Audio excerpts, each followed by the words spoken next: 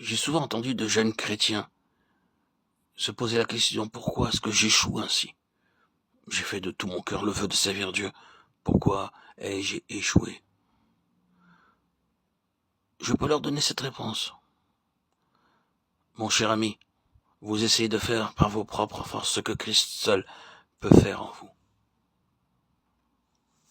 Et s'ils répondent: je suis sûr que c'est Christ seul qui vit, je ne me confie pas en moi-même, ma réponse est toujours celle-ci: vous confiez en vous-même, sinon vous n'auriez pas échoué.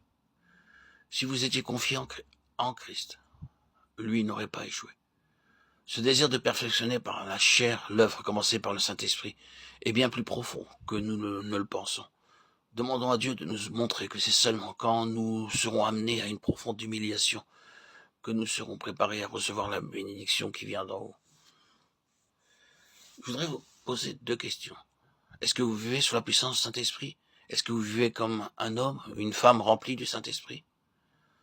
Nous, chrétiens, nous devons montrer à ceux qui nous entourent ce que Dieu a fait pour nous. Et nous devons le leur montrer non seulement en parole, mais par notre vie. Que Dieu nous soit en aide. Je pose cette question à chaque croyant, à chaque membre de l'Église de Christ. Vivez-vous jour après jour sous la puissance du Saint-Esprit ou essayez-vous de vivre sans cela? Rappelez-vous que vous ne le pouvez pas. Êtes-vous consacré à Dieu? Vous êtes-vous livré au Saint-Esprit afin qu'il agisse en vous et vive en vous? Venez confesser chacun de vos manquements, si petits soient-ils. Chacun de ces manquements est dû à l'absence du Saint-Esprit et à la présence et à la puissance du moi. Êtes-vous consacré? Vous êtes-vous livré au Saint-Esprit? Si votre réponse est non, alors je vous poserai la seconde question. Désirez-vous être consacré? Voulez-vous vous livrer à la puissance du Saint-Esprit? Vous savez très bien, je pense que le côté humain de la consécration ne vous sera d'aucune aide. Je peux me consacrer 100 de fois avec toute la ferveur de mon être. Cela ne me servira à rien. Une seule chose peut m'aider.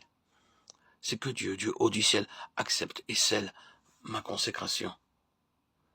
Et maintenant, voulez-vous vous livrer au Saint-Esprit? Vous pouvez le faire tout de suite. Bien des points peuvent être encore obscurs et mal définis. Bien des choses dépassent notre compréhension. Et il se peut que vous n'éprouviez aucune sensation. Mais venez. Venez aujourd'hui même en présence de Dieu et faites l'expérience que demain, après-demain et les jours suivants, vous aurez besoin de rencontrer Dieu.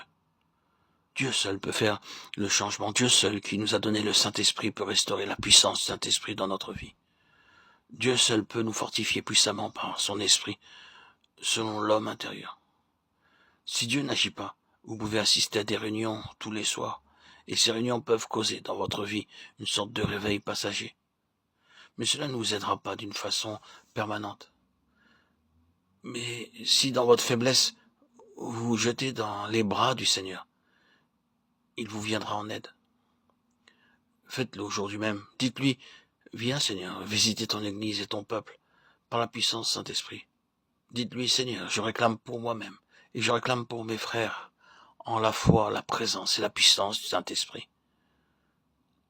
Et à tous ceux dont le cœur s'attend à lui, à tous ceux qui sont prêts à accomplir le sacrifice, à tout abandonner, la réponse viendra. La bénédiction n'est pas loin.